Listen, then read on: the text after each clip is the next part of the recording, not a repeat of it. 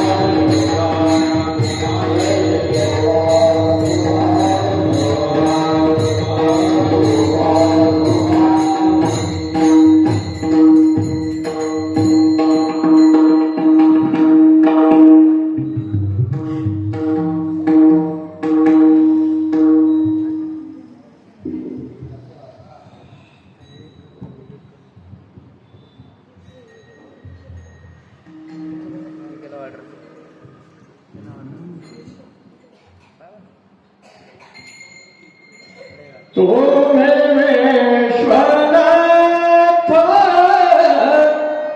तुम्ही विश्वनाथ तुम्ही विश्वनाथ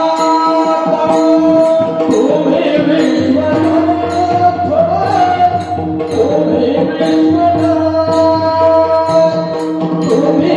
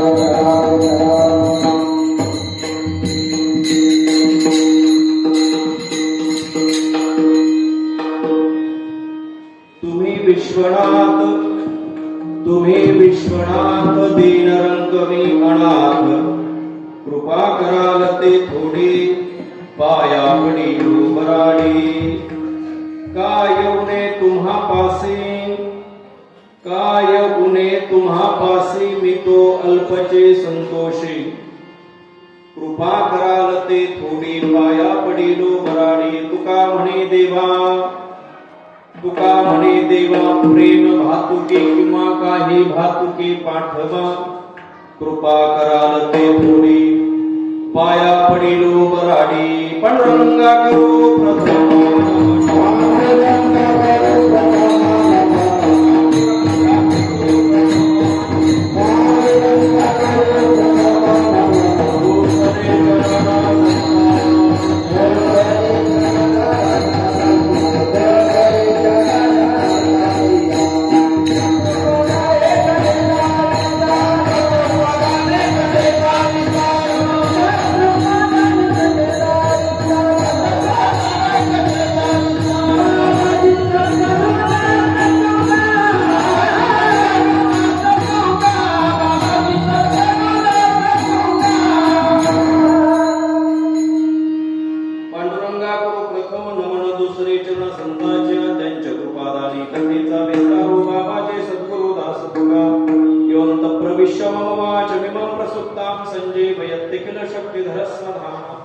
अन्यांश हस्त चरण श्रवणत्वकादिं प्राणान् नमो भगवते पुरुषाय तुभ्यमात्मरूप गणेशु स्मरण सकळ विद्येचे अधिकरण तेचे बंधू श्रीचरण श्री गुरूंचे ते नमस्कारोनी आता ओम नमो ज्ञानेश्वरा करुणाकरा दयाळा तुमचा अनुग्रह लादलो पावन झालो चराचरी नमो सद्गुरु तुकया दान दीपा नमो सद्गुरु सच्चिदानंद रूपा नमो सद्गुरु भक्त कल्याण मूर्ती नमो सद्गुरु भास्करा पूर्ण कीर्ती आकार दैनी आपुले चौफाळ यापुले वरे बैसो पावले श्री गुरूंची शरण शरण हनुमंता तुम्हा अलोरानुता काय भक्तीच्या त्या वाटा मज दावा सुभटा तुम्ही विश्वनाथ दीनरंगमी अनाथ कृपा कराल ते थोडे पाया पडिलो बराडी संत श्रेष्ठ श्रीमंत जगद्गुरु तुकाराम महाराज यांच्या अभंग गाथेतील 4 चरणाचा मागणीपर प्रकरणातील अभंग आजच्या चिंतन सेवेकरिता निवडलेला आहे. या अभंगाच्या द्वारा श्रीमंत जगद्गुरु तुकाराम महाराज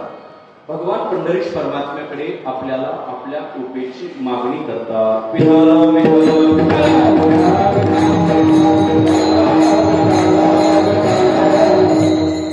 आपल्या कर्मप्राप्त वेळेमध्ये अभंगाला विचाराला काहीसा आरंभ करण्यापूर्वी कार्यक्रमाच्या अनुषंगाने 2 शब्दाचा परिहार देणं गरजेचं आहे. तो असा की आपल्या या श्री क्षेत्र निंभेरी गावामध्ये श्रीराम व हनुमान जन्मोत्सवाच्या निमित्ताने समापन्न होत असणारा ग्रंथ सम्राज्ञी ज्ञानेश्वरी पारायण सोहळा अखंड हरिनाम सप्ताह वैकुंठवासी हरिभक्तिपरायण प्रभाकर अण्णा कांबळे ताहराबादकर वैकुंठवासी हरिभक्तिपरायण परदेशी गुरुजी कडा यांच्या कृपा आशीर्वादाने त्याचप्रमाणे हरिभक्तिपरायण गुरुवर्य बाळकृष्ण महाराज कांबळे हरिभक्तिपरायण आमचे परमार्थिक सन्मित्र मनोहर महाराज सिनारे हरिभक्तिपरायण आमचे दुसरे परमार्थिक सन्मित्र सुनील महाराज सोनवणे यांच्या मार्गदर्शनाने त्याचप्रमाणे कृष्ण कृपांकित गुरुवर्य हरिभक्तिपरायण डॉक्टर विकासानंदजी महाराज मिसाळ यांच्या असणाऱ्या आशीर्वादाने कृपेने हा कार्यक्रम या ठिकाणी समापन्न होतो आहे. ज्ञानेश्वरी पारणाचे व्यासपीठ नेतृत्व ज्यांच्याकडे आहे असे हरिभक्तिपरायण दत्तात्रय महाराज गिरी त्याचप्रमाणे हा खेळ नव्हे ऐकल्याचा म्हणून मेळ मिळवला याने याप्रमाणे वारकरी संप्रदायातील सेवा शुश्रूषा प्रेमाने आनंदाने उत्सुकतेने श्रद्धेने तितक्याच तळमळीने आणि कळकळीने करणारी वारकरी संप्रदायातील सर्व पूजनीय वंदनीय गुणीजन महाराज मंडळी या ठिकाणी उपस्थित आहेत. त्यामध्ये आमचे हरिभक्तिपरायण मृदंगाचार्य मृदंग अलंकार भारत महाराज नरोडे गुरुजी हे या ठिकाणी आहेत त्यांचे शिष्य. त्याचप्रमाणे आपल्या परिसरातील हरिभक्तिपरायण आमचे सोपान महाराज दिवे कणगर या ठिकाणचे त्याचप्रमाणे दुसरे आमचे हरिभक्तिपरायण विठ्ठल महाराज नालकर आमचे हार्मोनियम वादक दोन्ही गायकांनी सुंदर चाल म्हणली ते दोन्ही गायक मंडळी त्याचप्रमाणे पंचक्रोशीतील परिसरातील असणारी ही टाळकरी वृंद विनेकरी बाबा आमच्या तुळशीवली माता सुंदर साऊंड सिस्टीम सुंदर चौकदार आपणही भगवान प्रभू रामचंद्राचे निर्वाळ भक्त हनुमंतराय यांच्या जन्मोत्सवाच्या निमित्ताने समापन्न होत असणारा हा भक्ती उत्सव या भक्ती उत्सवामध्ये मोठ्या आनंदाने प्रेमाने सहभागी होतात, तन्मन धनाने सहकार्य करतात. आपल्या सर्वांना कोटी कोटी धन्यवाद देतो आणि विचाराला आरंभ करतो. विठ्ठल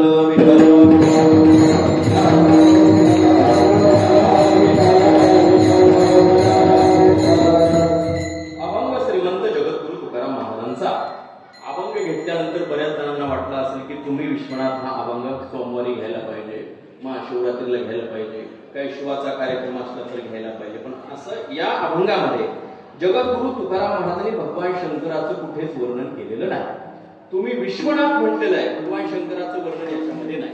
आणि या अभंगामध्ये हा अभंग जगद्गुरु तुकाराम महाराजांनी ज्यावेळेस काशीला जाणारी काही वारकरी मंडळी होती त्यांच्याकडे भगवान काशी विश्वेश्वरांना पाठवलेलं हे पत्र आहे. अभंगाचं माध्यम म्हणजे एक पत्र आहे. त्या पत्राच्या माध्यमातून भगवान काशी विश्वेश्वराकडे जगद्गुरु तुकाराम महाराजांनी आपल्याला आपल्या कृपेची मागणी केलेली आहे, याचना केलेली आहे. माणसाच्या जीवनाचा जर आपण विचार केला तर प्रत्येक माणसाचं जे जीवन आहे ते जीवन अपूर्ण जीवन आहे. मग तो कुणी असो, स्त्री असो, पुरुष असो, प्रत्येक माणसाचं जे जीवन आहे ते जीवन हे अपूर्ण पद्धतीचं जीवन आहे. पूर्ण आहे आणि जीव आहे असं म्हणता येणार नाही. याच्या पुढे जाऊन एक वाक्य बोलू काय, तो अपूर्ण आहे म्हणूनच त्याला काय म्हटलं जातं, जीव म्हटलं जातं. या विश्वामध्ये दोनच तत्व पूर्ण आहेत. त्यातलं पहिलं तत्व भगवंत आहे आणि दुसरं तत्व संत आहे. भगवंत आणि संत ही दोन तत्व पूर्ण आहेत. भगवंत आणि संत सोडून जेवढी काही तत्व आहेत ती सगळीच तत्व कशी आहेत, अपूर्ण आहेत. आणि आपण सुद्धा त्या अपूर्णाच्याच असणाऱ्या यादीमध्ये तुमच्या आमच्या सर्वांचा नंबर लागतो. का बरं आपण अपूर्ण आहेत? कारण आपल्या ठिकाणी पूर्ण अशी कुठलीच गोष्ट नाही. आपण आपला संसार पूर्ण करू शकत नाही, आपण आपला परमार्थ पूर्ण करू शकत नाही, आपण आपल्या जीवनाची जी वाटचाल आहे ती वाटचाल पूर्ण करू शकत नाही. सांगू काय तुम्हाला, आपल्याला आयुष्याची मर्यादा 100 वर्षाची दिली, मग 100 वर्ष आम्ही जगतो का? नाही जगत. याचाच अर्थ आम्ही जगण्यामध्ये सुद्धा कसं अपूर्ण. 100 वर्षाचं आयुष्य आम्हाला शास्त्राने दिलंय, शतकनी येते अर्ध रात्र काय असं आम्हाला संतांनी सांगितलंय. मग 100 वर्ष आम्ही जगतो का? नाही जगत. याचाच अर्थ आयुष्याची सुद्धा आपल्या ठिकाणी काय आहे, अपूर्णता आहे. विठ्ठल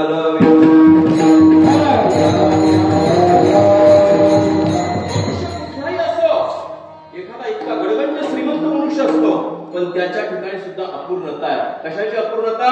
अहो त्याच्या घरी फक्त वाघिणीचं दूधच नाही, एवढा श्रीमंत आहे तो, पण तरी सुद्धा तो अपूर्ण आहे. का अपूर्ण आहे? एवढी श्रीमंती त्याच्या ठिकाणी आहे पण देवघरामध्ये देवाच्या पुढे लावायला दिवा लावण्याकरता त्याच्या घरामध्ये कोणी नाही. म्हणजे संपत्ती आहे पण संततीची काय आहे, अपूर्णता आहे. काहीकडे एवढी संतती आहे, एवढी संतती आहे, घरात झोपायला जागा नाही, एवढी संतती आहे. पण सायंकाळच्या वेळेस जर देवाला दिवा लावायचा असेल तर त्या देवाला लावण्याचा जो दिवा आहे त्या दिव्यामध्ये तेल टाकण्याकरता त्याच्याकडे तेल शिल्लक नाही. याच्याकडे संतती आहे पण संपत्ती नाही, काहीकडे संपत्ती आहे पण संतती नाही. असाही एक वर्ग आहे की त्याच्याकडे संपत्तीही आहे आणि संततीही आहे पण त्याच्या ठिकाणी सुद्धा अपूर्णता आहे. काय अपूर्णता आहे? सत्ता नाही. त्याच्या ठिकाणी काय नाही, सत्ता नाही. संपत्ती आहे, संतती आहे पण काय नाही, सत्ता नाही, सत्तेची अपूर्णता आहे. बरं, कायच्या ठिकाणी संपत्ती आहे, संतती आहे, सत्ताही आहे पण त्यांच्याही ठिकाणी अपूर्णता आहे. कोणती? आरोग्य नाही. संतती आहे, संपत्ती आहे, सत्ताही आहे पण काय नाही, आरोग्य नाही. प्रत्येकाच्या ठिकाणी कसली ना कसली, कशाची ना कशाची तरी काय असते, अपूर्णता असते. आणि तो अपूर्ण आहे म्हणूनच काय, जीव आहे, मग ती स्त्री असेल किंवा पुरुष असेल. विठ्ठल विठ्ठल.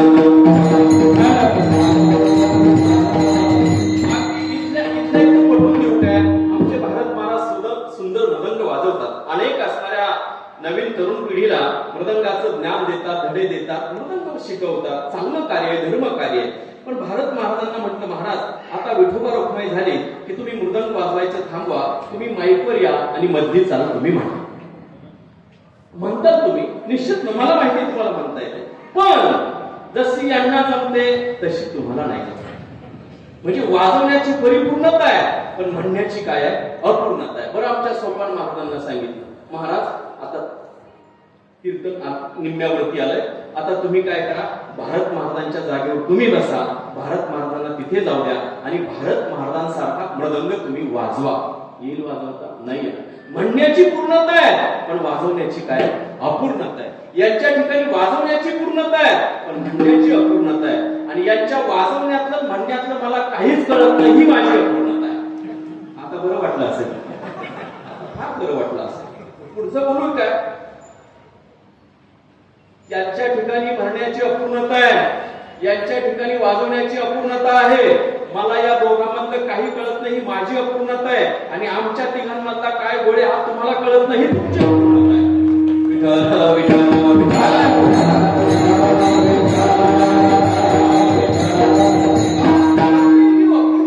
मग ही अपूर्णता त्याला उपजतच त्याच्या ठिकाणी आली की त्याने कुठून तरी ती निर्माण केली? बोला, उपजतच त्याच्या ठिकाणी आहे की त्याने निर्माण केली? उपजता नाहीये. उपजता त्याच्या ठिकाणी अपूर्णता नाही. का नाही सांगू का? प्रत्येकाच्या हृदयामध्ये कोण आहे? राम आहे. जर प्रत्येकाच्या हृदयामध्ये राम असेल, ज्ञानोबांनी हरिपाठामध्ये बोलले की नाही, सर्वागती राम देहादेही एक सूर्यप्रकाशक सहस्र रश्मी. ज्ञानेश्वर महाराजांची ओवी आहे का? एरवी सर्वांच्या हृदय देसी मी अमुका आहे ऐसी ते बुद्धी सुरे अहर्निशी ते वस्तू का मी. याचाच अर्थ कैसा हृदयामध्ये रामो असता सर्व सुखाचा आरामो की भ्रांतासी कामो विषयावरी. याचा अर्थ काय आहे? प्रत्येकाच्या हृदयामध्ये देव आहे, राम आहे. मग जर प्रत्येकाच्या हृदयामध्ये देव आहे, राम आहे, तर ज्याच्या हृदयामध्ये राम आहे तो अपूर्ण राहील का? बोला.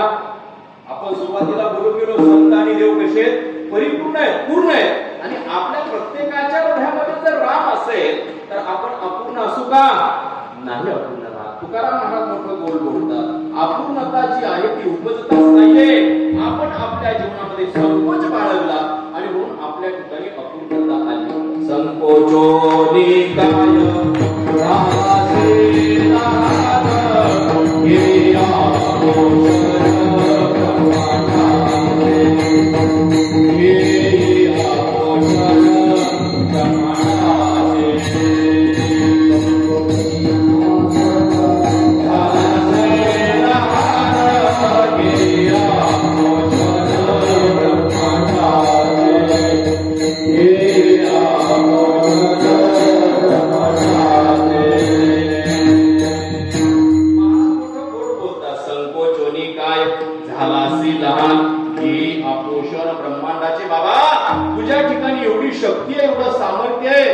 ब्रह्मांड तू काय करू शकतो? त्याच्यावर सत्ता करू शकतो.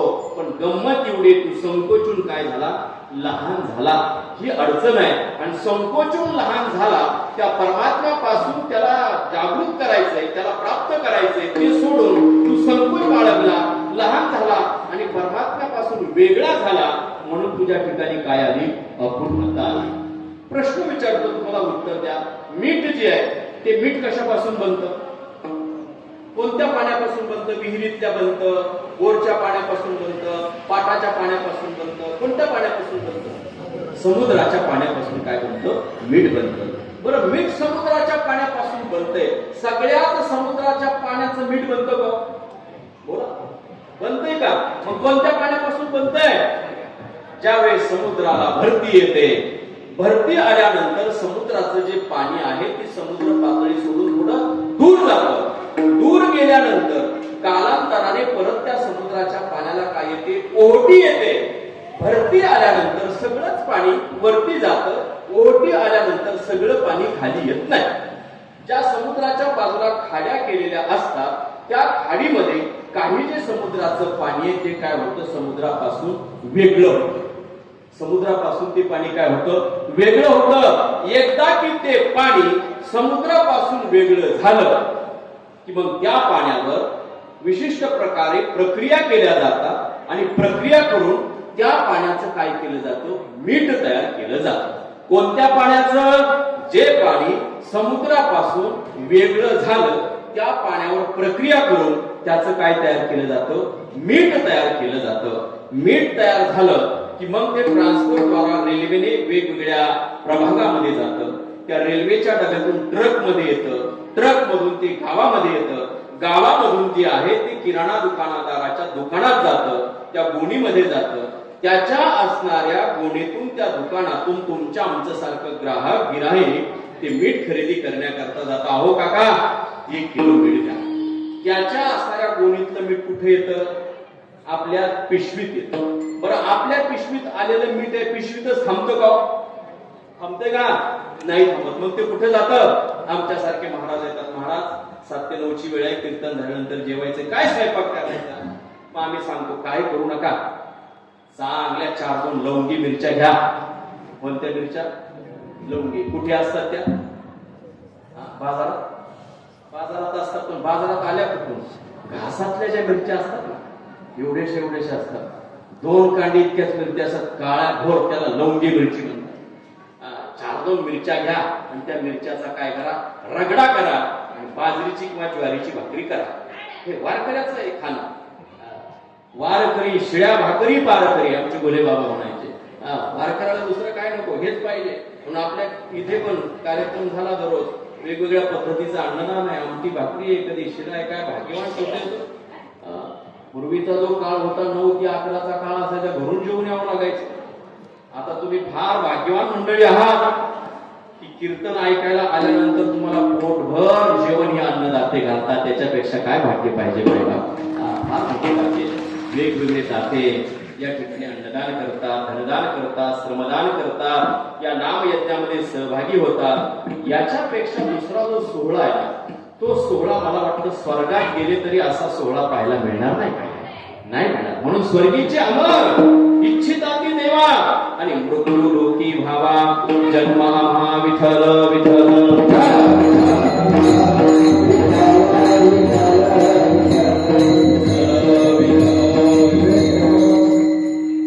येण्याच्या विचारात होता. उद्या म्हणाल पुत्र सुद्धा महाराजाच्या कीर्तनाला. काहीतरी पाठीमागच्या जन्मामध्ये वारकरी असेल बिचारा, काहीतरी चूक झाली असेल आणि म्हणून खंती तेन करा होणे गाढव पुत्रा म्हणून आला होता कीर्तनात. पण हाड आपली हाडहाडच चाललेली आयुष्यभर, सगळी हाडहाडच असू द्या बिचाराला. आमच्या श्रीगुरु प्रातस्मरणी शांतीब्रह्म कुरेकर बाबांची ती क्लिप फिरते सध्या व्हॉट्सअपला, की त्यांच्या असणाऱ्या कीर्तनामध्ये बाबांचं कीर्तन चालू आहे व्यासपीठावर बसून, आणि चालू कीर्तनामध्ये कुत्रा आलाय. त्या कुत्र्याने काय केलं? बाबाच्या व्यासपीठावर बसलेले होते, त्या व्यासपीठाला अगोदर प्रदक्षिणा घातली आणि एकदम बाबांच्या समोर कीर्तन ऐकण्याकरता येऊन बसला. कुठपर्यंत बसला? जोपर्यंत ज्ञानदेव तुकाराम होत नाही तोपर्यंत तो कुत्रा उठला नाही. महाराज, आम्हाला कुत्र्याच्या जरी जन्माला घातलं तरी तो असा कुत्रा कर की जो कीर्तनात जाऊन बसणारा कुत्रा कर, अशा जन्माला आम्हाला घाला. विठ्ठल विठ्ठल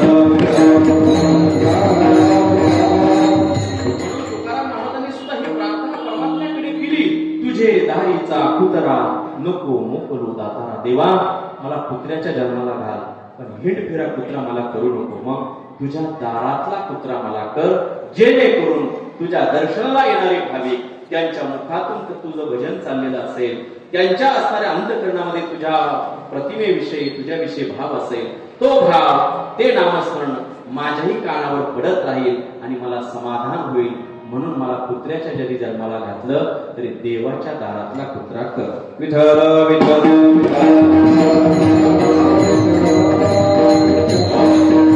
आपला विषय चाललेला होता की 2-4 लवंगी मिरच्या त्या माता भगिनीने घेतल्या. आता रगडा कसा करतात ते सांगतो. 2-4 मिरच्या माता भगिनीने घेतल्या, चूल पेटवली, चुलीवर तवा टाकला, त्या 2-4 असणाऱ्या ज्या लवंगी मिरच्या होत्या त्या पुढे टाकल्या, तव्यावर टाकल्या.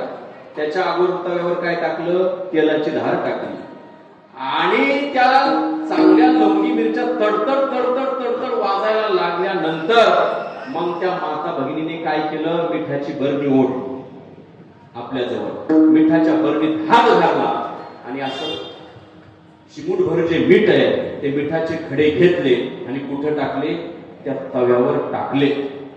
आता त्या माता भगिनीने ते मीठ तव्यावर टाकलं. ते मीठ होतं का पाणी होतं? बोला. त्याची पूर्व अवस्था मिठाची होती की पाण्याची होती? पाण्याची होती. त्याला मीठ का व्हावं लागलं? समुद्रापासून वेगळं झालं म्हणून त्याला काय व्हावं लागलं? मीठ व्हावं लागलं. त्या माता भगिनीने फुलपात्र घेतलं, तांब्या घेतला, तांब्याच्या बुडाने त्या मिरच्या सोबत कुणाला रगडू लागली? मिठाला रगडू लागली. की जे मीठ समुद्रात होतं पण समुद्रापासून वेगळं झालं आणि आणि वेगळं झाल्यामुळे तिखट मिरचीच्या संगतीत गेलं. मी त्या मिठाचं नाही सांगत, मिठाचं सांगतच नाही मी. इथं बरेच मिठाचे खडे आहेत ते लवंगी मिरच्याच्याच ताब्यात गेले. नाही कळालं तुम्हाला? कळेल. विठाला विठाला विठाला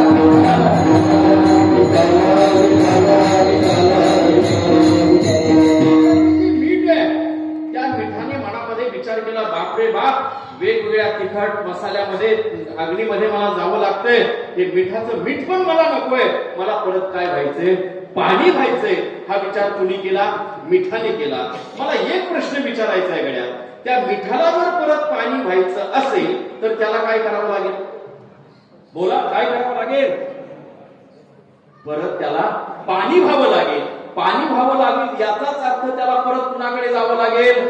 समुद्राकडे जावं लागेल. ज्ञानोबा मोठं गोड वर्णन करतात. लवणाची कुंजरी सुदरिया लवण सागरी होय चिना माघारी परती जैसे. अहो, लवणाची कुंजरी आहे, हत्तीन केली लवणाची, मिठाची हत्तीन केली. आणि त्या मिठाच्या हत्तीनीला परत जर पाण्याचं स्वरूप द्यायचं असेल तर तिला काय करावं लागेल? समुद्राच्या पाण्यामध्ये तिला जावं लागेल. आमच्या तुकाराम महाराजांनी सुद्धा हेच वर्णन केलंय. नवे सरिता निराळे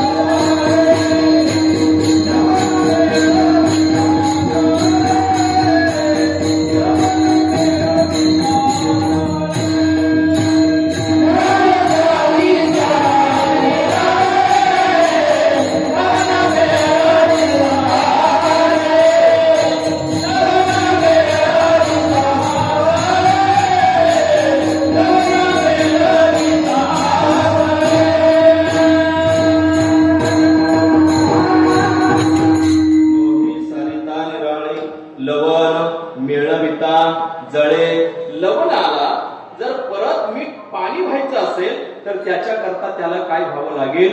समुद्राच्या संगतीमध्ये जावं लागेल. त्याला मीठ का व्हावं लागलं? त्याचं एक कारण आहे, त्याने समुद्राची संगती सोडली, समुद्रापासून तो बाजूला गेला आणि म्हणून त्याला काय व्हावं लागलं? मीठ व्हावं लागलं. आपलं तसंच आहे. आपण परमात्म्यापासून दूर गेलो आणि परमात्म्यापासून दूर गेल्यामुळे आपण काय झालो? अपूर्ण झालो. ती अपूर्णता जर आपल्याला परत प्राप्त व्हावी किंवा पूर्णता आपल्याला यावी असं जर वाटत असेल तर त्याच्याकरता आपल्याला काय करावं लागेल? संतांची कृपा किंवा भगवंताची कृपा, ती कृपा प्राप्त करून घ्यावी लागेल. संतांच्या कृपेपासून, भगवंताच्या कृपेपासून आपण दूर गेलो म्हणून आपण काय राहिलो? अपूर्ण राहिलो. मग संतांच्या किंवा भगवंताच्या कृपेच्या द्वारा आपल्याला पूर्णता परत काय करायची आहे? प्राप्त करायची आहे. मग ही पूर्णता प्राप्त करत असताना, कारण या विश्वामध्ये, ऐका, या विश्वामध्ये दोनच विभूती अशी आहेत नाही बाप, की त्यांची कृपा झाली तर मनुष्य राहत नाही, मनुष्य काय होतो? देव होतो. लक्षामध्ये घ्या, भगवंताची किंवा संतांची कृपा जर झाली तर मनुष्य हा मनुष्य राहत नाही, मनुष्य देव होतो. सगळी उदाहरणं आपल्याला माहिती आहेत ना. ज्ञानेश्वर महाराजांनी रेड्यावर कृपा केली, रेडा राहिला का? रेडा कोण झाला? देव झाला. ज्ञानेश्वर महाराजांनी भिंतीवर कृपा केली, भिंत नाही राहिली, भिंत दर्शनाकरता आजही आपल्याला उपलब्ध आहे. जगद्गुरु तुकाराम महाराजांची कृपा टाळावर झाली, जगद्गुरु तुकाराम महाराजांची कृपा टाळावर झाली. दगडाचे टाळ कोणत्याचा नाद, गीते गाता छंद ताल नाही. ज्या दगडाने तुकाराम महाराजांनी आयुष्यभर भजन केलं माहिबा, वैकुंठाला जाताना माझ्या तुकाराम महाराजांनी टाळ खाली सोडले. ते टाळ चिखलीमध्ये पडले आणि तेव्हापासून त्या गावाचं नाव चिखली राहिलं नाही. त्या गावाचं नाव टाळगाव चिखली पडलं. आजही आळंदीवरून देऊला जाताना मध्यावरती टाळगाव चिखली हे गाव लागतं.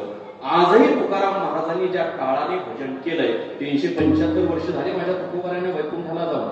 त्रिशतकोत्तर अमृत महोत्सव सगळ्या महाराष्ट्रभर चालू आहे. मोठमोठे सप्ते चालू आहेत. जगद्गुरु तुकाराम महाराजांच्या गाथेची पारायण चाललेली आहे समग्र महाराष्ट्रभर. 375 वर्ष झाली मायबाप तुकाराम महाराजांनी ती टाळ टाकून. पण आजही या कलियुगामध्ये 375 वर्षानंतर तुकाराम महाराजांच्या दगडाच्या टाळाचं दर्शन घेण्याकरता भव्य दिव्य मंदिर बांधलेलं आहे. आणि त्या टाळावर आपलं टाळकं टेकवलं तर टाळकं पवित्र झाल्याशिवाय राहणार नाही. नाही आम्ही पाहिले तुकाराम महाराज, आम्ही नाही पाहिले ना, पण त्यांचा स्पर्श ज्या वस्तूला झाला ती वस्तू काय झाली? देव झाली. आपण ते किती वस्तूला झटतो, आयुष्यभर झटाझटी झालं. बऱ्याला झटतो, कुदळीला झटतो, कुरडीला झटतो, बाण पुरितो, सगळं करतो की नाही. आपला एखाद्या वस्तूला हात लागला आणि ती वस्तू पवित्र झाली, देव झाली, असं काही आहे को ऐकण्यात? इथून मागे तरी नाही का नाही ऐकण्यात? आता आपणच धड नाही तर त्या वस्तूला आपण हात लावला तर दांडा मोडल, पण ती वस्तू देव होणार. एवढी विलिंदर माणसं होतात. विठ्ठल विठ्ठल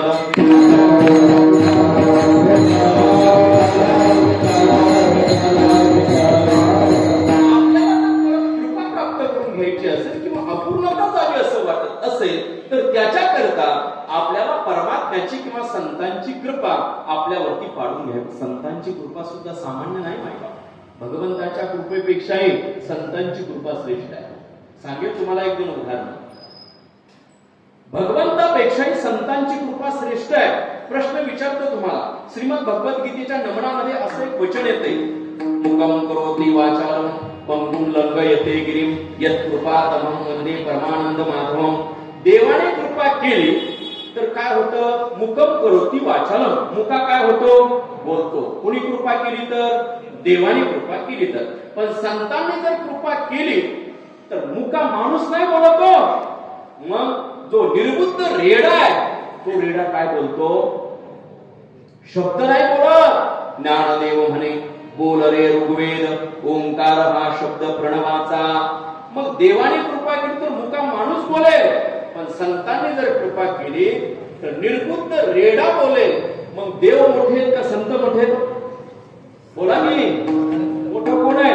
मुख्य माणसाला बोलणं अवघड आहे, बोलतं करणं अवघड आहे, की निर्बुद्ध रेड्याला बोलायला लावणं अवघड आहे? रेड्याला बोलायला लावणं अवघड आहे.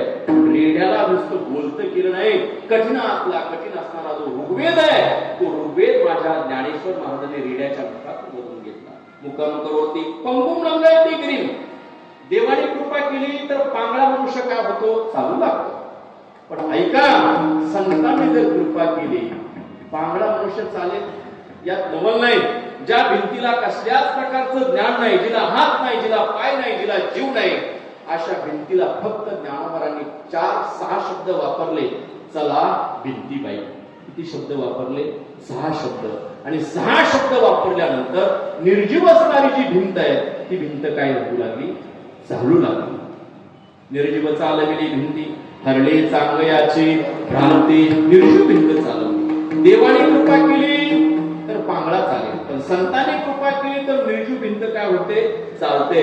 मग देव मोठे की संत मोठे? विठ्ठल विठ्ठल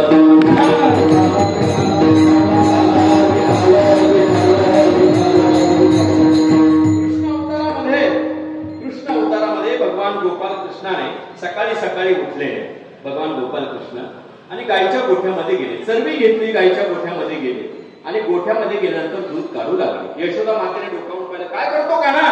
काही नाही आई, गायीची धार काढतो. वेडा की खुळा रे? अरे धार ही गायीची काढायची असते, बैलाची नव्हे. आई मी गायीची धार काढतोय. अरे वेडा तू, ती गाय नाही, तू बैलाखाली बसलाय. कृष्ण परमात्म्याला कृष्ण अवतारामध्ये त्याचा शब्द खरा करून दाखवायचा होता. म्हणून कृष्ण अवतारामध्ये भगवान कृष्ण परमात्म्याने जिवंत बैलाच्या कासेतून काय काढलं? दूध काढलं. हे कुणाची कृपेचं माध्यम आहे? देवाच्या. चला आमच्या संतांकडे. तुकाराम महाराज गेले वाडीला, आपली मुलगी भागीरथीकडे गेले. खूप दिवसात ते माझे बाबा आले आणि म्हणून आनंद झाला. बाबा पाय धुवायला पाणी दिलंय, पाय पुसण्याकरता टॉवेल दिला, आतमध्ये गेल्यानंतर घोंगडी बसण्याकरता टाकली. कीर्तनकाराला सुद्धा घोंगडीच असली पाहिजे, कारण सगळ्यात पवित्र जे वस्त्र आहे ते वस्त्र कोणतं आहे? घोंगडीच आहे. म्हणून कीर्तनकाराच्या खाली शक्यतो घोंगडी असावी आणि झोपण्याकरता सुद्धा घोंगडीच असावी. काही ठिकाणी मुक्कामाचा प्रसंग आला तर महिला म्हणतात, बाबा गोधडी देऊ का? कशाला गोधडी? लुगड्याची गोधडी का? नाही, लुगड्याची नाही, आमची धोतराची आहे. आता ते धोतर म्हाताऱ्याने फार वापरून त्याचा काय केलेलं राहतो? मला ते नाही म्हणायचं काय, फार पोचारा केलेला राहतो. ती घोंगडी गोधडी कुणाला? महाराज. त्याच्यापेक्षा घोंगडी दिली तर घोंगडीचं वर्णन तुकाराम महाराजांनी केलंय. कानोबा तुझी घोंगडी चांगली अमासी का. घोंगडी ही सगळ्यात पवित्र आहे, म्हणून महाराजांना बसण्याकरता घोंगडी दिली. भागीरथीने सांगितलं, बाबा खूप दिवसांनी आलात ना, तुम्हाला 2 घास खाऊन जावं लागेल. आपला बाप, आपले वडील आपल्या मुलीच्या घरी गेल्यानंतर त्यांना तिच्याकडून काही खाण्याची अपेक्षा नसते. मग एकच अपेक्षा असते, माझी जी मुलगी आहे ना, माझ्या डोळ्यांनी सुखा समाधानात नांदताना मला दिसली तर तेच माझं काय आहे? समाधान आहे. कोणत्याच बापाला वाटत नाही तिच्या घरी जावं, पुरणपोळी खावी, नाही वाटत. फक्त ती सुख समाधान तिच्या चेहऱ्यावर अवश्य दिसलं की ते माझ्या मनाचं काय आहे? समाधान आहे. भागीरथी नको मला काही नाही बाबा, खाऊन जावं लागेल. पटकन शेवायचा डबा काढला, शेवाय उकडायला टाकल्या, शेवाय उकडल्या, चाळणीमध्ये टाकल्या, पाणी खाली गेलं, वरती शेवाय राहिल्या ताटामध्ये दिलेल्या आहेत. त्याच्यावर गुळ टाकला, गावरान तुपाची धार टाकली. भागीरथी त्या ताटाकडे खाऊ लागल्या आणि मनामध्ये विचार करू लागल्या, याच्यावर जर थोडं दूध असतं तर किती बरं झालं असतं. बाबा थोडं थांबताय का? काय झालं? काय नाही, दूध घेऊन येते शेजारी. आपल्या घरी दूध नाहीये, कुठून तरी दूध आणते, कुठे 10-5 मिनिटं थांबा. काय गरज नाही भागीरथी दुधाची. नाही बाबा, माझा ऐका, सुक्याशिवाय कोरड्याशिवाय खाऊ नका. भागीरथीने ग्लास म्हणा, पेला म्हणा घेतलेला आहे. शेजारणीकडे गेली.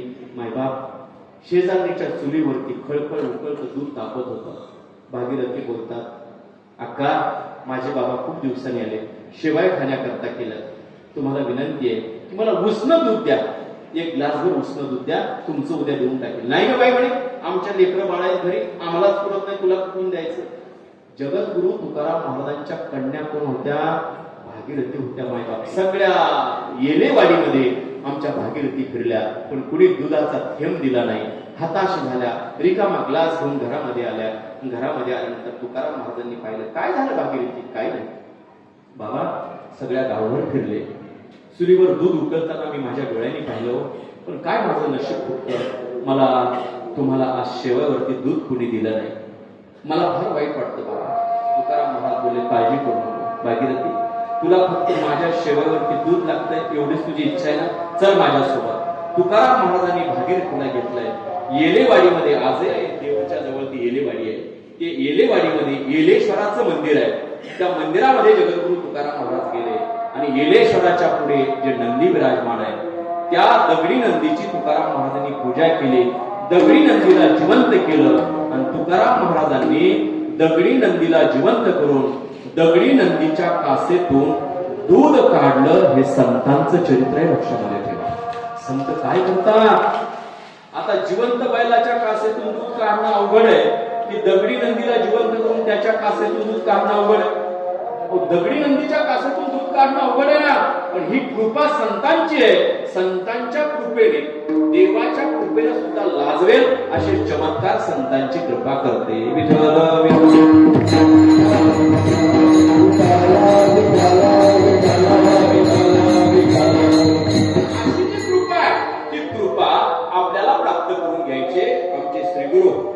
ज्यांच्या मुखातली ज्ञानेश्वरी आम्ही श्रवण केली मायबाप, कीर्तन करणं ही एक कला.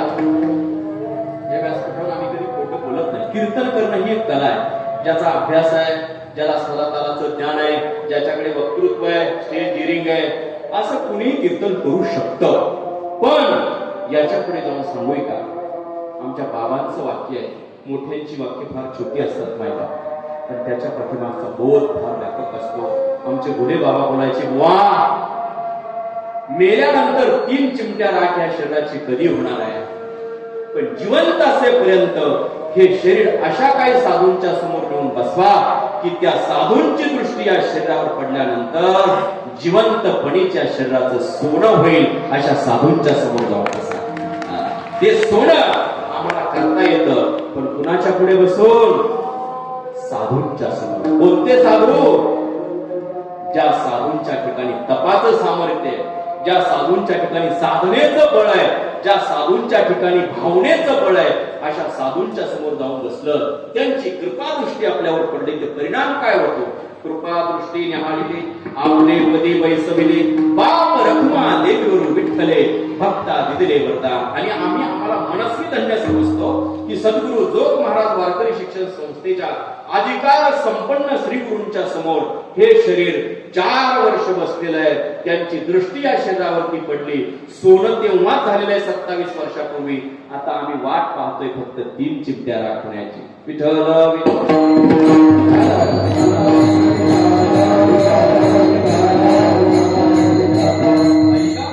आमच्या जीवनातली अपूर्णता ही संतांच्या कृपेने किंवा भगवंताच्या कृपेने आम्हाला काय करायची? पूर्ण करायची. मग ती कृपा जर प्राप्त व्हावी असं वाटत असेल, देवाकडून आपल्याला ती कृपा जर प्राप्त करून घ्यावी असं जर वाटत असेल, तर त्याच्या करता व्यवहारातला असा नियम आहे, एखाद्याकडून जर आपल्याला काही मिळवायचं असेल, ऐका, व्यवहारामध्ये एखाद्याकडून जर आपल्याला काही मिळवायचं असेल तर त्याला काय द्यावं लागतं?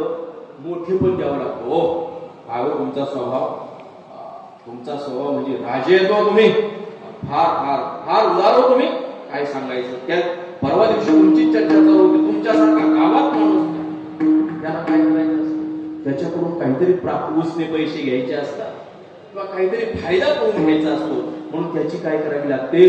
स्तुती करावी लागते, वाहवा करावी लागते. तुकाराम महाराजांची ही गोष्ट लक्षात आली.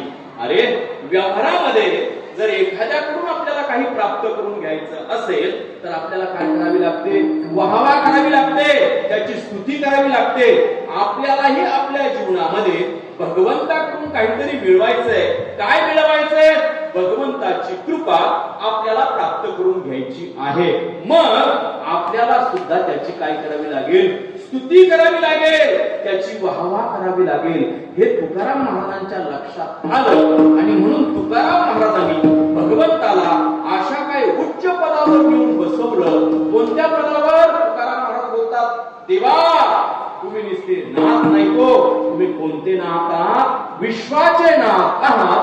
अभंगाचं पहिलं चरण. तुम्ही विश्वनाथ, तुम्ही तुम्ही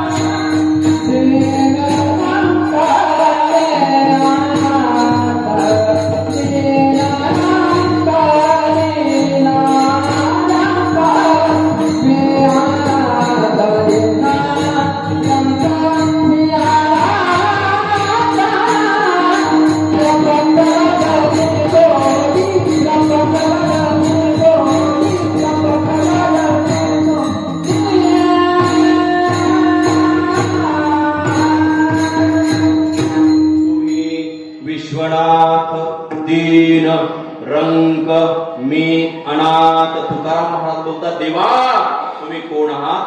विश्वाचे नाथ आहात. तुम्ही विश्वाचे नाथ आहात. या शब्दाने तुकाराम महाराजांनी भगवंताची काय केली? स्तुती केली. स्तुती कुणाला आवडत नाही? आता कीर्तन झाल्यानंतर मला जर 4-2 लोक येऊन भेटले, वा महाराज लय गोड कीर्तन झालं, मला आनंद होईल ना? आनंद होईल का नाही? विठ्ठल महाराज होईल ना? स्तुती कोणाला आवडत नाही? कीर्तन कसंही हो, पण जर 4-2 लोक जर समोरून म्हटले, महाराज कीर्तन भारी झालं, छान झालं, तर मला चांगलं वाटेल. मी जर म्हणलं तुम्ही मृदंग चांगला वाजवला, सुंदर चाल म्हटली, तर यांनाही आनंद होईल. मी जर यांना म्हणलं फार सुंदर सिस्टीम लावली, चांगली लागली, आनंद होईल. स्तुती कोणाला आवडत नाही? स्तुती जरी एखादा म्हणत असल्या आम्हाला स्तुती काय आवडत नाही, स्तुती न आवडायला आपण संत नाही. लक्षामध्ये ठेवा, प्रत्येक मनुष्य हा स्तुती प्रिय आहे. संतांना स्तुती आवडत नाही, भगवंताला आवडते. म्हणून तुकाराम महाराजांनी एका नाटाच्या अभंगामध्ये भगवंताला भले मोठ्या उपाध्या लावलाय. आम्ही त्या ज्ञानेश्वरी पालनाच्या सुरुवातीला बोलतो की नाही तो नाटाचा अभंग, श्री अनंता मधुसूदना पद्मनाभा नारायण जगव्यापका जनार्दना अनंत गणा अविनाश. याच्यामध्ये काय तुकाराम महाराजांनी वेगवेगळी पदं घेऊन भगवंताची काय केलेली आहे? स्तुती केलेली आहे. आणि या अभंगामध्ये सुद्धा तुकाराम महाराज देवाला बोलतात, देवा तुम्ही कोण आहात? विश्वाचे नाथ आहात तुम्ही, विश्वनाथ. आणखी ज्ञानोबरांच्या त्या ओव्या आहेत 9व्या अध्यायातल्या, म्या बोलविल्या वेदू बोले, म्या चालविल्या सूर्यू चाले, म्या हलविल्या प्राणू हले, जो जगाती चालिता, म्याची नियमिला साता, काळू ग्रास तसे होता. ये म्हणे यागाते पंड सुता, सगळे जयाची ऐसा तो समर्थ, तो मी जगाचा नाथ. इथे जगाचा नाथ म्हटलं म्हणजे जगन्नाथ म्हटलंय, आणि इथं काय म्हटलंय? विश्वनाथ म्हटलंय. ज्याची सगळ्या विश्वावरती सत्ता आहे त्याला काय म्हणतात? विश्वनाथ. तुझी या सत्तेने वेदाशी बोलणे, सूर्याशी चालणे, तुझी या सत्ते ऐसा तू समर्थ. त्याला तुकाराम महाराजांनी इथं काय म्हटलंय? तुम्ही समर्थ आहात, ऐसा तू समर्थ, ब्रह्मांडाचा धनी. पहा काय स्तुती आहे, तू समर्थ आहे. तू कोण आहे? ब्रह्मांडाचा धनी आहे. ही उपाधी, ही स्तुती तुकाराम महाराजांनी भगवान परमात्म्याच्या दृष्टिकोनातून केली. पण त्याला मोठेपण देत असताना ऐका, फार महत्वाचं. आता आमचं कसं आहे, आम्हाला ते पांचट विनोद चालत नाही. कुणाला कीर्तन आवडो आणि कीर्तन परत येवो याच्या करता आपली लेवल सोडायची आणि समाजाची हसवणूक करायची आणि आमच्या पाकिटात भर पाडून जनतेची फसवणूक करायची. संदेश भाऊ, हे आमच्या जीवनामध्ये आतापर्यंत 27 वर्षामध्ये आम्हाला कधी जमलं नाही आणि मरेपर्यंत आम्ही जमूनही घेणार नाही. हा आमचा फायदा आहे.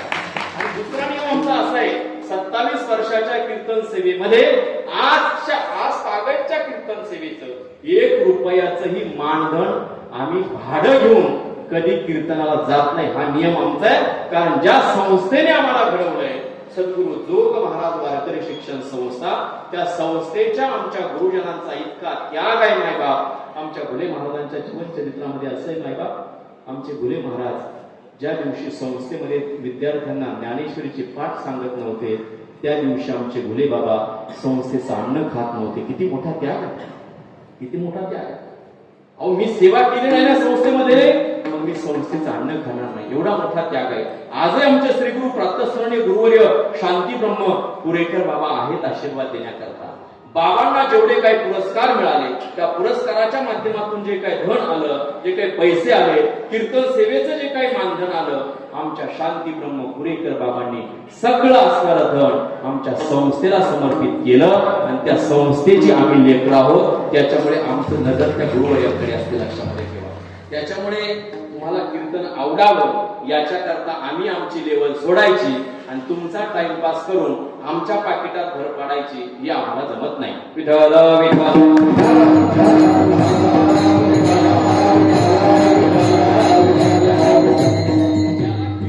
व्यवसाय म्हणून करायचंय, त्याला ते सगळं करावं लागतं. कारण त्याचं त्याच्यावरच असतं, आमचं त्याच्यावर काही नाहीये, त्याच्यावर अवलंबून नाहीये. भगवत सेवा हे काहीतरी पूर्वजन्मीचं पुण्य असेल, प्रारब्ध असेल. त्याच्यामुळे त्या संतांची कृपा, भगवंताची कृपा झाली. वेडवाकडं काहीतरी श्रवण त्यांच्या समोर बसून केलं, जेवढं काही श्रवण झालं तेवढं समाजापुढे मांडण्याची थोडी काही डेअरिंग असेल, ते ज्ञान देण्याची काहीतरी पात्रता असेलही नसेलही. पण तुकाराम महाराज, ज्ञानेश्वर महाराज आणि जोग महाराज शिक्षण संस्थेतील गुरुजनांची कृपा आणि त्या कृपेने हे सगळं घडतंय. विठ्ठल विठ्ठल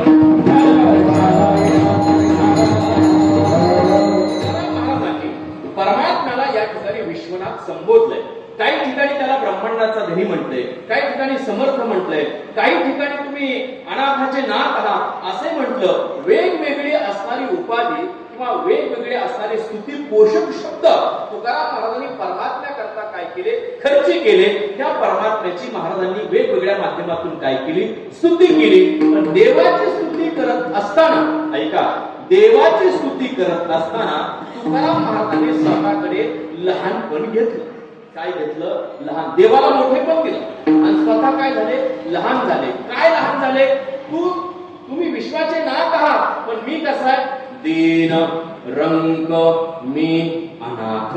मी कसा आहे, दीन आहे, मी रंग आहे आणि मी कसा आहे, अनाथ आहे. परमात्म्याला काय म्हटले, तुम्ही विश्वाचे नाथ आणि मी कोण आहे, दीन आहे, रंग आहे आणि अनाथ आहे. आता विचार असा आहे, तुकाराम महाराज दीन होते का?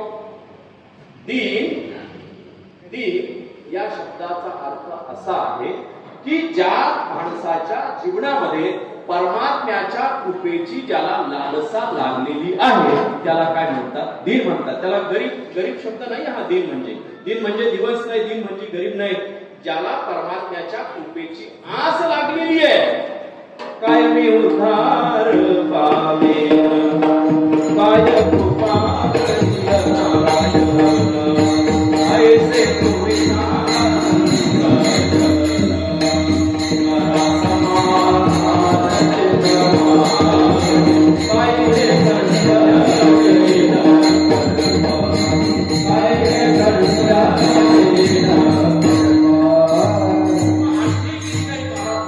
कोणी गावी आहे सांगा विठ्ठल,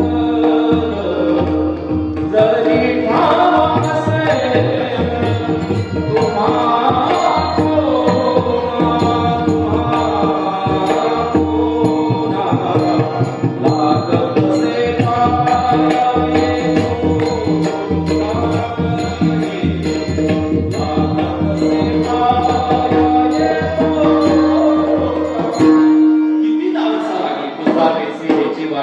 जे जे भेटे तयासी देव कृपा करील माझ. काय लाज राखी, जे भेटेल त्याला महाराज विचारायचे, अहो देव कुठे हो, देवाचा पत्ता मला सांगा. जर त्याचा पत्ता तुम्ही मला सांगितला ना तर मी तुमच्या पायावर काय घालेल, लोटांगण घालेल. एवढे तुकाराम महाराज काय घेतात, स्वतःकडे कमीपणा घेतात. आणि या अभंगामध्ये सुद्धा तुकाराम महाराजांनी कमीपणाच घेतलाय. परमात्म्याला तुम्ही म्हटलंय, तुम्ही विश्वनाथ आणि मी कोण आहे, मी दीन रंग, मी अनाथ, मी दीन आहे. मी कृपेच्या लालसेला भाळलेलो आहे. मला तुमची कृपा कधी होईल ही तळमळ मला लागलेली आहे. म्हणून मी कोण आहे, दीन आहे. दुसरा शब्द आहे रंग. रंग याचा अर्थ भिकारी. मी कोण आहे, भिकारी आहे. तुकाराम महाराज भिकारी होते का? बोला की नव्हते? होते ना हो. होईन भिकारी, होईन भिकारी,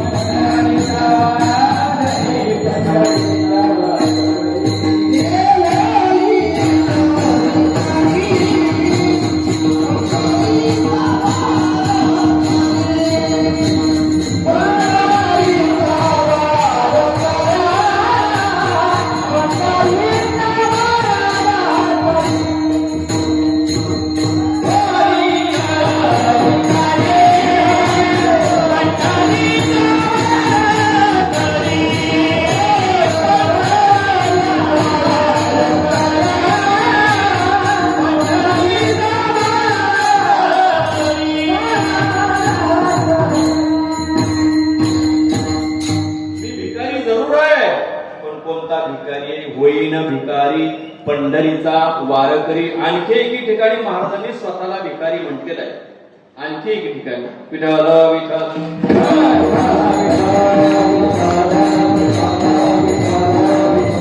ठाकलोसे द्वारी उभा याचक भिकारी. मी तुमच्या दारामध्ये ठाकलेलो आहे, उभा आहे, पण कशा करता उभा, याचक भिकारी. मला कशाची भीक द्या, मज भीक काही देवा.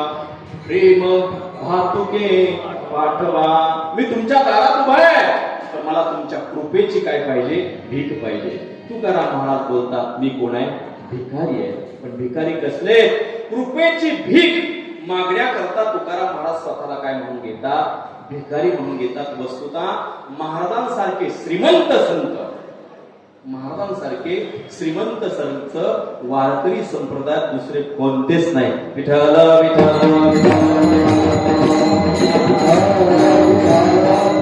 तुकाराम महाराजांकडे महाराज गर्भ श्रीमंत होते, मोठे व्यापारी होते,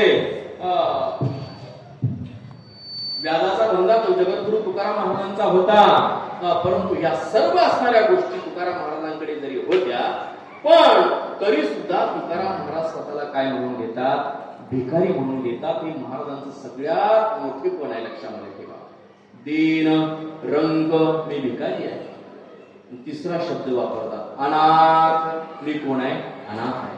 महाराज अनाथ होते का? अहो, ज्यांच्या मागे पुढे पंढरीश परमात्मा होता ते अनाथ कसे असतील? पण तरी सुद्धा स्वतःला अनाथ म्हणून घेतात. का म्हणून घेतात? त्याचं महत्वाचं एक कारण आहे. जोपर्यंत मनुष्य दीन होत नाही, जोपर्यंत मनुष्य रंग होत नाही, आणि जोपर्यंत मनुष्य अनाथ होत नाही, तोपर्यंत भगवंत कृपा करत नाही. म्हणून माणसाने दीन रंग आणि अनाथ व्हावं लागतं.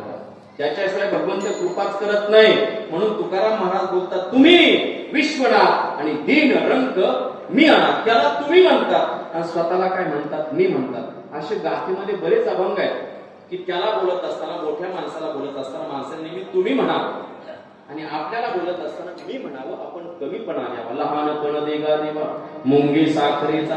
संसारामध्ये मोठं व्हावं, जेवढं होता येईल तेवढं व्हावं, पण परमार्थामध्ये जेवढं लहान होता येईल तेवढं काय व्हावं? लहान व्हावं.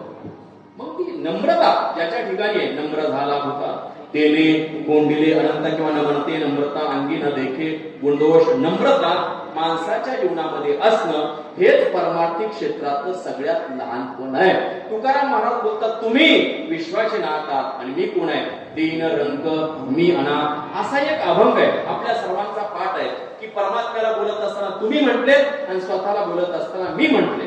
तुम्ही संत माय बाप कृपावंत, काय मी पतित कीर्तिवान. तुम्ही कोण आहात? संत माय बाप आहात आणि मी कोण आहे?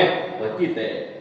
काय मी पतित कीर्तिवाणू. तसंच इथे परमात्म्याला बोलत असताना म्हणतात, तुम्ही विश्वाचे नाथ आहात आणि मी कोण आहे? दीन आहे, रंग आहे आणि अनाथ आहे. म्हणून तुम्ही काय करा? तुम्ही विश्वनाथ, दीन रंग, मी अनाथ, आणि दीन आहे, मी रंग आहे आणि अनाथ आहे. म्हणूनच तुम्ही माझ्यावरती कृपा करा. अभंगाचं तुम्ही कृपा करा.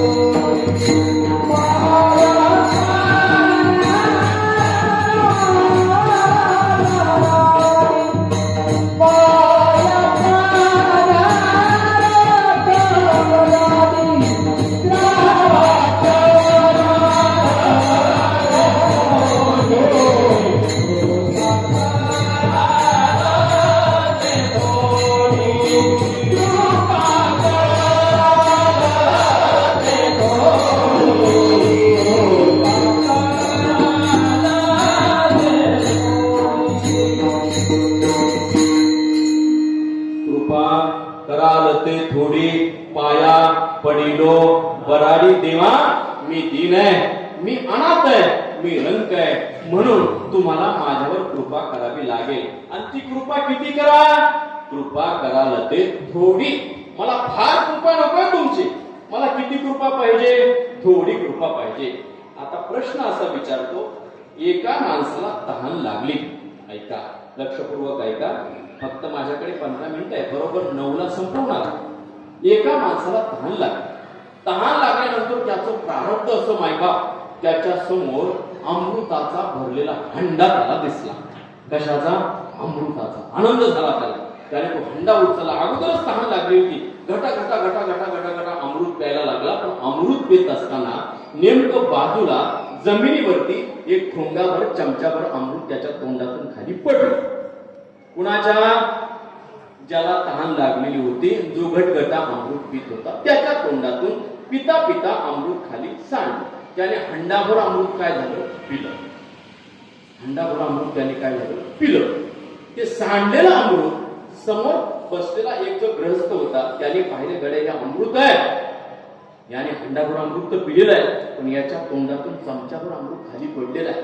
मग आता उष्ट खाणं किंवा उष्ट पिणं हे जरी पाप सांगितलेलं असलं गीतेमधल्या 17व्या अध्यायामध्ये, उच्चिष्टमती चार्मध्यम भोजनम तामसप्रियम, आमचे गीता आम्हाला सांगते, ज्ञानोबराही तेच बोलतात, तोही जरी उष्टे खाता तेन मानेगा अनहिता, जैसे का उपहिता म्हैसी खाय. उष्ट खाणं हा तामसी आहार सांगितलेला आहे. ते पापाच्या धन्याला वाटेकरी होत असतो तो मनुष्य. पण त्याने मनामध्ये विचार केला की उष्ट जरी असलं तरी हे काय आहे? अमृत आहे. म्हणून आता चमचाभर पडलेलं जे अमृत आहे ना, ते अमृत काय करू? आपण खाऊ. असं द्या उष्ट. त्याने ते उचललं, हाताने असं पुसलं आणि उगा त्याच्या हाताला किंचित काहीसं अमृत लागलं, त्याने ते चाटलं. आता प्रश्न तुम्हाला विचार, ज्याने हंडाभर अमृत पिलं तो कोण होणार आहे? अमृत पिल्यानंतर मनुष्य काय होतो? अमर होतो. कोण? ज्याने हंडाभर अमृत पिलंय तो सुद्धा काय होणार? अमर होणार. आणि ज्याच्या हाताला उग उलसक लागलं, त्याने ते चाटलं, तो काय होणार? अमरच होणार. अमृताचा परिणाम असा आहे की तुम्ही तांब्याभर प्या, ग्लासभर प्या, चमचाभर प्या किंवा नुसतं थेंबभर चाटा, तरी तो माणसाला काय करतो? अमर करतो. हे जसा अमृताचा परिणाम आहे, तसे संतांची कृपा अशी आहे, ती कृपा थोडी झाली काय आणि फार झाली काय? थोडी जरी कृपा झाली तरी मनुष्य काय होतो? समाधानी होतो. आणि फार जरी कृपा झाली तरी मनुष्य काय होतो? समाधानी होतो. हे सूत्र तुकाराम महाराजांना माहिती होतं. म्हणून तुकाराम महाराज बोलतात, देवा फार काही नको, मला एवढंच मागायचंय, कृपा कराल ते थोडी. तुम्ही माझ्यावर काय करा? थोडी कृपा करा. आणि त्याच्या बदल्यात मी काय करतो? पाया पडिलो बराडी. बराडी या शब्दाचा अर्थ आहे भुकाळू. ज्याला भूक लागलेली आहे, पण कशाची? लापशीची नाही, आमटी भाकरीची नाही, मग खाऱ्या वांग्याची नाही, मग पनीरची नाही हो. मग त्याला भूक लागली कशाची? कृपेची. मला तुमच्या कृपेची भूक लागलेली आहे, म्हणून मी कोण झालो? भुकाळू झालो. मग आता मला तुम्ही थोडं जरी खायला दिलं, भरपूर द्या असं मी म्हणतच नाही महाराज. तुकाराम महाराज भरपूर द्या असं म्हणतच नाही, कारण संत हे अल्पसंतोषी असतात. संतांना फार लागत नाही.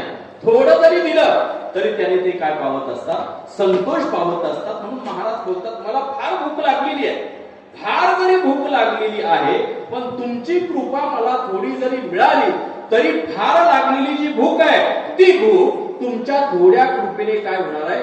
शांत होणार आहे. कारण मला माहिती आहे, थोडी जरी तुम्ही माझ्यावर कृपा केली तरी माझा जठराग्नी शांत होऊन मला जे सुख समाधान प्राप्त होणार आहे, त्याची गणती या विश्वातल्या कुठल्याच सुख समाधान शांतीमध्ये होऊ शकत नाही. म्हणून माझी तुम्हाला मागणी आहे की माझ्यावर काय करा? थोडी कृपा करा. आणि मला जी लागलेली कृपेची भूक आहे, ती भूक काय करा? शांत करा. कृपा करा लते थोडी, पाया पडिलो बराडी. आपल्याला इतकी भूक लागते, काही काही माणसं म्हणतात, लय भूक लागली, लय भूक लागली, लय भूक लागली. त्या भुक्याच्या तडाख्यामध्ये इतकं काही खातो, इतकं काही खातो की घरी गेल्यानंतर इनो घ्यावी लागते व त्याला इतकं खातो. अहो महाराज, अन्न जरी लोकांचं असलं तरी पोट कोणाचं आहे? आपलं आहे. पोट लोकांचं नाही. पण इथेही प्रसाद घेत असताना प्रसाद म्हणूनच खावं, बरं का, प्रसाद म्हणूनच खावं. आणि खात असताना ऐका, खात असताना यज्ञानंतरचं जे जेवण आहे त्याला जेवण नाही म्हणत. यज्ञ कीर्तन हे एक यज्ञ आहे, यज्ञानंतरचं जेवण आहे त्याला जेवण म्हणत नाही, त्याला शिदोरी म्हणत नाही, त्याला काय म्हणतात, महाप्रसाद म्हणतात. महाप्रसाद कसा खाल्ला पाहिजे, कसा खाल्ला पाहिजे, पोटभर खायचं नाही असं नाही. दाते उदार आहेत, त्यांनी भरपूर बनवलेलं असतं, पोटभर खायचं, पण पात्रावर शिल्लक राहिलं नाही पाहिजे, एवढंच पात्रावर घ्यायचं, तेव्हाच महाप्रसाद खाल्याचं पुण्य मिळेल. आणि जर पात्रावर उष्ट टाकत असाल तर महाप्रसाद खाऊन सुद्धा पापाचे धनी झाल्याशिवाय राहणार नाही, लक्षामध्ये ठेवा. म्हणून जेवढं लागतंय तेवढंच घ्यायचं. आणि जेवत असताना अन्नाचा एक सुद्धा शीत पत्रवाळीवर किंवा आपल्या ताटामध्ये राहता कामा नाही. असंच जेवतात ना संदेश भोगी मंडळी सगळी. मी चेक करणार आहे नंतर पत्रवाळ्या कुठे टाकतात म्हणून सांगा फक्त, मी फिरणार आहे पंक्तीमध्ये. कमीत कमी आज तरी थोडं घ्या, घरी जाऊन परत जेवा, उष्ट राहील असं मात्र काही घेऊ नका मायबाप. आम्ही पंक्तीच्या अगोदर श्लोक म्हणतो ना, वदनी कवळ घेता नाम घ्या श्रीहरीचे, सहज हवन होते नाम घेता फुकाचे, जीवन खरी जीवित्व. पुढचं बोला, अन्न हे पूर्ण ब्रह्म. अन्न जर पूर्ण ब्रह्म असेल तर मग ते उष्ट टाकणं योग्य आहे का, योग्य आहे का उष्ट टाकणं. मग अन्नाचा एक शीत सुद्धा माणसाने वाया घालू नये. ज्याला अन्न मिळत नाही महाराज, त्याला अन्नाची किंमत विचारा.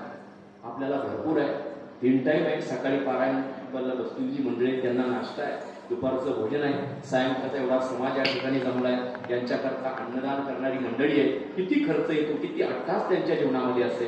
आणि आपण उभं घ्यायचं, वाकडं तिकडं तोंड करून खायचं. आणि तसंच पत्रवाडी काही माणसं आहेत की हुशार असतात, ते कार्यकर्ते सांगत असतात की जेवण झाल्यानंतर पत्रवाडी मुडकू नका. त्याचं तेच कारण आहे, मुडकून झाकत असतात, उष्ट खरकट झाकत असतात. आणि कधी माणसाने जेवत असताना उष्ट टाकू नये, हा नियम आहे. आजपासून हा नियम करा, सप्त्याचं तुमचं सार्थक झालं. 30व्या वर्षात हा नियम करा. एवढं 8 दिवसामध्ये घेऊन जा की कुठेही पंक्तीमध्ये जेवत असताना, पंक्तीमध्येच नाही, घरी सुद्धा खात असताना आपण असंच जेवावं की आपल्या ताटामध्ये अन्नाचा शीत शिल्लक राहणार नाही. असं जेवावं, कारण आपण त्याला पूर्ण ब्रह्म म्हणतो. म्हणून विठाला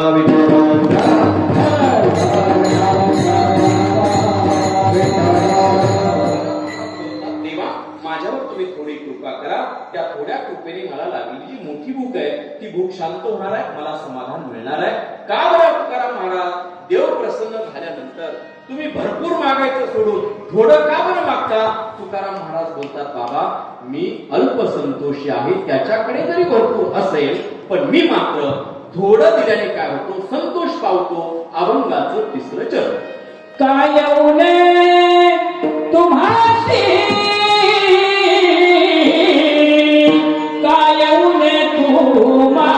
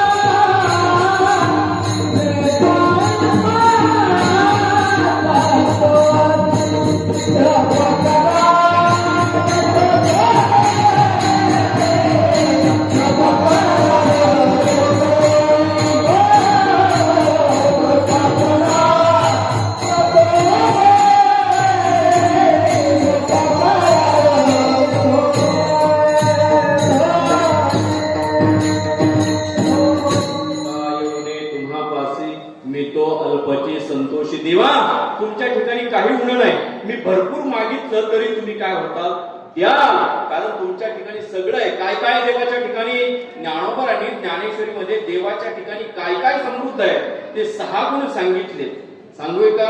ऐका, यश, श्री, औदार्य, ज्ञान, वैराग्य, ऐश्वर्य, हे 6ही गुणवर्य वस्ती जेत, म्हणून तो भगवंतो. देवाच्या ठिकाणी काय गुण आहे हो? यश आहे, श्री आहे, औदार्य आहे, कृपाळूपण आहे, उदारपण आहे, सगळं त्याच्या ठिकाणी आहे. एवढं तुमच्या ठिकाणी जरी असलं तरी मला एवढं लागत नाही देवा. मी तो अल्पची संतोषी, मला थोडं द्यावं, थोडं द्या, पण जे द्यायचंय ना ते तुमच्या कृपेनेच. बाकीचे देणारे भरपूर आहेत. मला भूक लागली, मला भरपूर देतील खायला, पण त्यांनी दिलेल्या खाण्याने माझी असणारी समाधानाची किंवा कृपेची भूक भागणार नाहीये. तुम्ही थोडं जरी मला दिलं तरी मी काय होणार आहे? संतुष्ट होणार आहे. काय गुणे तुम्हा पासी, मी तो अल्पची संतोषी. म्हणून तुम्ही मला असं काही द्या, असं काही द्या, असं काही द्या. काय द्या? अभंगाच्या शेवटच्या चरणावर तुका म्हणे देवा,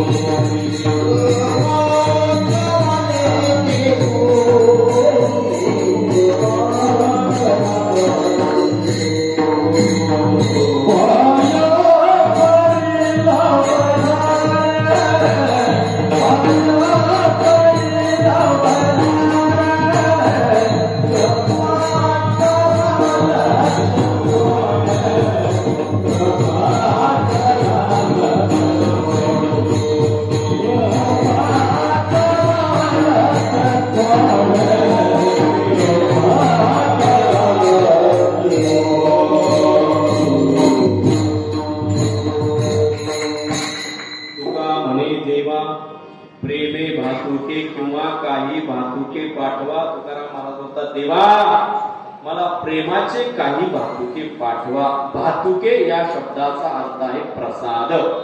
मला काय पाठवा? प्रेमरूपी काही प्रसाद तुम्ही मला काय करा? पाठवा. जेणेकरून तो प्रेमरूपी प्रसाद मला मिळाला, तो प्रसाद मी घेतला की तुमची कृपा माझ्यावर झालीच समजा. कारण देवाकडून आलेला जो प्रसाद आहे, तो प्रसाद माणसाच्या जीवनाला काय करतो? शांत करतो, समाधान देतो, सुख देतो, शांती देतो, आनंद देतो. कुणाकडून आलेला प्रसाद? देवाकडून आलेला. म्हणून तुकाराम महाराज एके ठिकाणी बोलतात, तुका म्हणे खातो आनंदाचे लाडू. आम्ही कशाचे लाडू खातो? कशाचे लाडू? बुंदीचे नाही. तुम्ही पाहिला का आनंदाचा लाडू? कधी नाही पाहिला? चला आमच्या सोबत. दररोज लाडू आहे. कशाचे? अहो हाच आनंद आहे. हे कीर्तन, कथा, भजन, पूजन हेच म्हणजे कशाचे लाडू आहेत? आमचं लाडू म्हणजे ते बाजारातले लाडू. बुंदीचे लाडू, मोतीचूर लाडू, आणखी कशाचे लाडू? शेंगदाण्याचे लाडू, राजगिऱ्याचे लाडू, हावण्याचे लाडू. नवरात्रात पाहना काय लाडू लावून येतो. माणसाच्या तब्येती लाडू आणि भजन नवरात्र धरणाऱ्यांच्या. ते लाडू नाही. तुकाराम महाराज बोलतात, तुका म्हणे खातो आनंदाचे लाडू नका चरफडू. तुम्ही तडफडू नका. मी जे खातोय आनंदाचे लाडू तेच काय देतोय? तुम्हाला देतो. कारण संतांनी घेतलेलं जे अन्न आहे ते अन्न नसतं, तो काय असतो? प्रसाद असतो. आणि त्यांनी दिलेलं जे अन्न आहे ते आपल्या दृष्टिकोनातून अन्न नसतं, ते काय असतं? प्रसाद असतो. प्रसाद. म्हणून ज्यावेळेस एखाद्या भजनाची शेवट असते तेव्हा पाहे प्रसादाची वाट, यावे धोनिया ताट, शेष घेऊनी जाईल तुमचे झालिया भोजन, झालो झालो एक सवा, तुम्हा आळवणी निवा, तुका म्हणे चित्त करुणी राहिलो निवांत. हे प्रसाद मागितलेला असतो. प्रसाद म्हणजे काय? आणा खिराबद्दल तो प्रसाद नाही, समाधान, त्याला प्रसाद म्हटलेला आहे. म्हणून ज्ञानेश्वर महाराजांनी ज्ञानेश्वरी सांगून झाल्यानंतर आपले श्री गुरु निवृत्तीनाथ महाराज यांच्याकडे सुद्धा प्रसाद मागितलेला आहे. प्रसाद मागितला का नाही? आता विश्वात्मकी देवी येणे वाग यज्ञ तोषावे, तोषो निमज द्यावे. पसाय दान याचा अर्थ आहे प्रसाद दान द्या. मला तुम्ही काय द्या? माझं सगळं सांगून झालंय. याच्या मोबदल्यामध्ये निवृत्तीनाथ महाराज तुम्ही मला काय द्या? प्रसाद दान द्या. आणि त्या प्रसाद दानालाच आपण काय म्हणतो? पसाय दान म्हणतो. ज्ञानेश्वरीचं वाचन या ठिकाणी झालंय. किती मंडळी होती संदेश? हो वाचन 20 कोटी ना? पक्की का? असू द्या, काय हरकत नाही. 20 जरी असतील, ऐका, 20 लोकांनी जरी ज्ञानेश्वरीचं पारण केलेलं असेल, पण त्यांच्या मुखातून 20 जणांच्या मुखातून आलेले ज्ञानोबारायांचे शब्द बाहेर पडल्यानंतर 20,000 लोकांचं कल्याण करतील एवढी ताकद ज्ञानोबारायांच्या अक्षरांमध्ये. ती अक्षरी नवती देखा ब्रह्म साम्राज्य दीपिका, एका एका अक्षरात आहे माझा रमाकांत. एवढं अलौकिक तत्व आहे मायबाप. म्हणून काही करा अथवा नका करू, कीर्तन ऐका नका ऐकू, हरिपाठ करा नका करू, पण एक तुम्हाला सांगतो, तुम्हाला माझी शपथ आहे, आजपासून फक्त एक नियम करा. तुमच्या जीवनात मी कळकळीने सांगतोय, तुमच्या पायाकडून सांगतोय, तुमचा मुलगा म्हणा, तुमचा भाऊ म्हणा, तुमचा काका म्हणा, काय म्हणायचं ते म्हणा, पण माझी एक गोष्ट तुम्ही ऐकाल का? ऐकाल का? हा नाही तर नाही म्हणा. नाही म्हणत असले तर घेतो ओळखून, मला तरी काय. ऐकाल का? माता भगिनी, फक्त एक गोष्ट करायची. काय? तुमच्या गळ्यात माळ असो अथवा नसो, फक्त आजपासून एक नियम करायचा. काय? दररोज सकाळी किंवा संध्याकाळी माझ्या परमात्म्याच्या नामचिंतना करता तुमच्या जीवनातला एक मिनिट द्यायचा. जो देव तुम्हाला आवडेल, जे संत तुम्हाला आवडतील, जी देवी तुम्हाला आवडेल, त्या संताचं, त्या देवाचं, त्या देवीचं घरामध्ये एक मिनिट शांत बसायचं आणि त्या देवाचं, त्या देवीचं, त्या संताचं चिंतन करायचं. महिनाभर एक मिनिट, दररोज एक मिनिट, महिनाभर चिंतन केल्यानंतर तुमच्या जीवनामध्ये काय बदल होतो याचा आत्मचिंतन तुमचं तुम्हीच करायचं. तुम्ही ज्या अर्थी टाळ्या वाजवल्या त्या अर्थी तुम्ही हे करा. कोण कोण करणार? वर बोट करा बरं. कोण कोण करणार? मग त्या का पोचल्या नाही करणार. आता काही निमित्त वर गेले की म्हणजे कर बरोबर, बाबाचं काय जाणार आहे? बाबाचं काय होणार? जे होणार आहे चांगलं वाईट ते तुमचं होणार आहे. म्हणून मायबाप हात जोडून पाया पडून तुम्हाला विनंती आहे, एक मिनिट आपल्या जीवनातला काढा माळच पाहिजे असं काही नाही, पण एक मिनिट करा आणि परमात्म्याचं, प्रभू रामचंद्राचा, हनुमंतरायचं, तुकोबरायचं, साईबाबा, स्वामी समर्थ, गजानन महाराज, काय तुम्हाला जे आवडतील त्यांचं चिंतन तुम्ही एक मिनिट करा. निश्चित तुमच्या जीवनामध्ये पॉझिटिव्ह एनर्जी प्राप्त झाल्याशिवाय राहणार नाही. काहींच्या जीवनामध्ये असं आहे की आम्ही फार चिडचिड करत होतो महाराज, पण तुम्ही सांगितल्यापासून आम्ही महिनाभरापासून नामचिंतन करतोय ना, आमची चिडचिड थांबलेली आहे. काहींना असं वाटेल नेहमी उदासीन वाटायचं, पण महिनाभरापासून देवाचं नामचिंतन करतोय ना, आमची उदासीनता गेली, आम्ही फ्रेश होतो. काहींना वाटत एवढे संकट होते, पण नामस्मरण करायला लागल्यापासून ती संकटच आमची दूर झाली. अशी वेगवेगळे अनुभव येतील, आम्ही घेतोय. म्हणून तुम्हाला सांगतोय मायबाप, त्या देवाचं चिंतन केल्याशिवाय राहू नका. तो अट्टहास आम्हाला ज्या संतांनी केलाय, ज्या भगवंतांनी केलाय, त्या भगवंताचं एकदा नामचिंतन विठोबा